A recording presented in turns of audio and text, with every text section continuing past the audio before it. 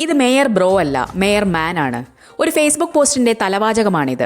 ആ പോസ്റ്റ് ഇങ്ങനെ തുടരുന്നു: ജലാശയങ്ങളിലും കനാലുകളിലും നദികളിലും ചില സ്വകാര്യ വ്യക്തികൾ ഭൂഗർഭ കുഴലിട്ട് ശൗചാലയ മാലിന്യം ഉൾപ്പെടെ തള്ളുന്നത് ഡിജിറ്റൽ സർവേയിലൂടെ കണ്ടുപിടിച്ച് നടപടികൾ സ്വീകരിക്കുമെന്ന് മേയർ വി രാജേഷ്. ഇത് പൊളിക്കും. തിരുവനന്തപുരത്ത് കിളിപ്പാലത്ത് നിന്ന് ആറ്റുകാൽ ക്ഷേത്രത്തിലേക്ക് പോകുന്ന വഴിയിൽ കിളിയാർ കയ്യേറി സഖാക്കൾ സ്ഥാപിച്ചിരിക്കുന്ന നിർമ്മിതികൾ ഇടിച്ചു നിരത്തി നദിയെ സംരക്ഷിക്കുക. അതൊരു പൊളിപ്പായിരിക്കും. ഇത് മേയർ ബ്രോ അല്ല, മേയർ മാൻ ആണ്. #മേയർ മാൻ. സോഷ്യൽ മീഡിയയിൽ പ്രചരിക്കുന്ന കുറിപ്പാണിത്. എല്ലാ അർത്ഥത്തിലും തിരുവനന്തപുരം മേയർ വി രാജേഷിനെ മേയർ മാൻ ആക്കുന്ന പോസ്റ്റ്. ഈ മേയർ ബ്രോയും ടീമുമാണ് ഡൽഹിയിൽ പോയി വരുന്നത്.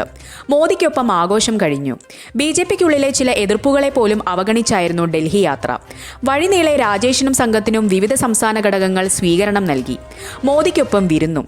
അതിനിടെ തിരുവനന്തപുരം കോർപ്പറേഷനിലെ ഭരണസ്തംഭനം എന്ന പ്രതിപക്ഷ ആരോപണങ്ങൾ തള്ളി മേയർ വി രാജേഷ് രംഗത്ത് വന്നിരുന്നു.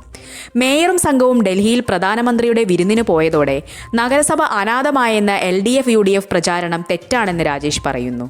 കരാറുകാരുടെ ബില്ലുകൾ പാസാക്കാത്തത് താൻ സ്ഥലത്തില്ലാത്തതുകൊണ്ടല്ലെന്നും മറിച്ച് മുൻ മേയർ ആര്യ രാജേന്ദ്രന്റെ കാലത്തെ പദ്ധതികളുടെ രേഖകൾ അപൂർണമായതുകൊണ്ടെന്നുമാണ് മേയറുടെ വെളിപ്പെടുത്തൽ.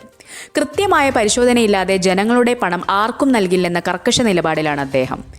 ഡൽഹിയിലിരുന്നും ഫയലുകൾ ലാപ്ടോപ്പ് വഴി ഓൺലൈനിലായി പരിശോധിക്കുന്നുണ്ടെന്നും ഡിജിറ്റൽ ഒപ്പിടുന്നുണ്ടെന്നും രാജേഷ് വ്യക്തമാക്കുന്നു. ആശുപത്രികളുടെ ചിലവ്, ജീവനക്കാരുടെ ശമ്പളം, ഇന്ധന ബില്ലുകൾ എന്നിവ ഓൺലൈൻ സംവിധാനത്തിലൂടെ യഥാസമയം പാസാക്കുന്നുണ്ട്. എന്നാൽ രേഖകൾ കൃത്യമല്ലാത്ത ബില്ലുകൾ ആര്യ രാജേന്ദ്രന്റെ കാലത്തുള്ളതാണെങ്കിൽ അവ അരിച്ചുപെറുക്കി പരിശോധിക്കാതെ പണം നൽകില്ലെന്ന് അദ്ദേഹം തറപ്പിച്ചു പറയുന്നു. ഡൽഹിയിൽ കേന്ദ്രമന്ത്രിമാരുമായി നഗരവികസനം ചർച്ച ചെയ്യുന്നതിനിടയിലും ഓരോ സെഷൻ കഴിയുമ്പോഴും സെക്രട്ടറിമാരുമായും സ്റ്റാൻഡിംഗ് കമ്മിറ്റി അധ്യക്ഷന്മാരുമായും മേയർ ഓൺലൈൻ ചർച്ചകൾ നടത്തുന്നുണ്ട്. അതേസമയം കോർപ്പറേഷനിൽ ശ്മശാനത്തിലെ ഗ്യാസ് കുടിശ്ശിക പോലും നൽകാനില്ലെന്നും വാർഡ് സഭകൾ മുടങ്ങുകയാണെന്നും ശബരിനാഥ് ഉൾപ്പെടെയുള്ള കോൺഗ്രസ് അംഗങ്ങൾ ആരോപിക്കുന്നു.